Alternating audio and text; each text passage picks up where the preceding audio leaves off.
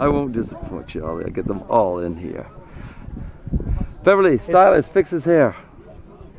No, here it's always very exciting to be here because it's a place I've known for more than 60 years, and it's near here where I first joined my first excavations when I was a student, and so Saqqara has always been very central to my life.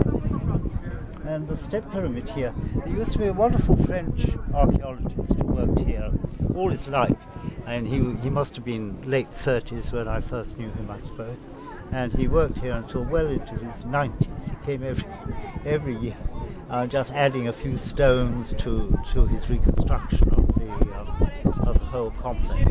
The whole place really is the production of Jean-Philippe Loehr, and it's a name that I shall always remember with enormous pleasure.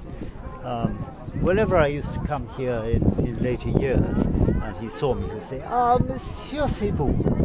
And then immediately he would show me all the latest reconstructions he'd been doing, and so on. It was sheer delight. And he was obsessed with this place, totally obsessed. And the exciting thing is, it does in some way, perhaps, with its great white walls on the outside, it reproduces probably the central part of ancient Memphis, which was either called the White Walls or the White Fortress. It had various names, but always white. And so down there it was probably mud brick, plastered and then painted white.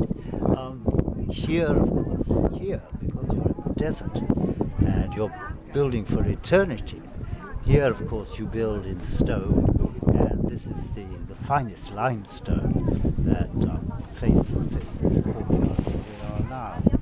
And there are a whole series of marvelous, exciting buildings here, and the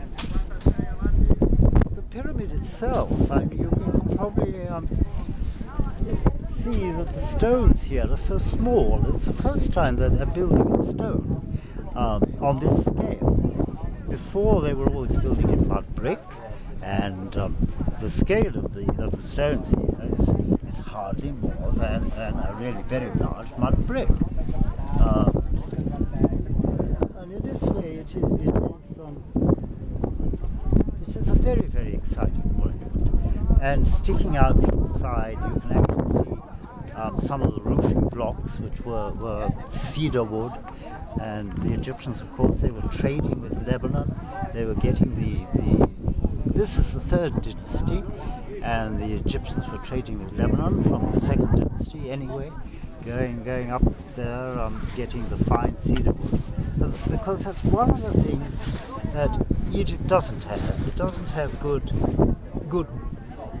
trees for building materials. Stone, as much as you can. Best kinds of all sorts of materials of stone. And this is been encased in limestone over the bricks. And one can see, looking at the pyramid, how the plan changed completely. Originally it was going to be just what you call a mastaba, a bench. The word mastaba means a bench. Just a bench outside of the houses where men sit and gossip at night in the evening and maybe smoke their water pipe, that sort of thing. That's the mastaba bench. And originally this just began as a mastaba too, like a bench in the earlier first dynasty and second dynasty was here. That's the garden. And the plan changed, it became more and more ambitious, until in the end you have these 6 levels that you can see. But still you can see how originally the plan on the lowest level is really quite clear. It's a small proportion from my right hand to the left, about 2/3 of the pyramid, I suppose, and that was the original length of the mastaba. And the interesting thing is that so much is represented in stone that later would just be represented, say, in the corridors of a pyramid or in a tomb. And so just behind me, course, is the Jubilee Court, where the king had at periodical times to prove to his people that he was still strong, still capable of being their head or commander. And so around this court he actually had to run. And one can go through that court, one can run it if one wants to, but it's quite a grueling course that the king used to have to do, no doubt propped up by courtiers maybe as years went by. But that's the exciting thing here. Everything is represented in 3 dimensions. You see, you have it actually on the ground in front of you, whereas later it was represented on the walls of tombs and that sort of thing. And so the monument here is special, and it was regarded as special even in ancient times, because the supposed architect, who's called Imhotep, E-M-Hotep it is in Egyptian, E, he who comes, M, in, Hotep, peace, he who comes in peace.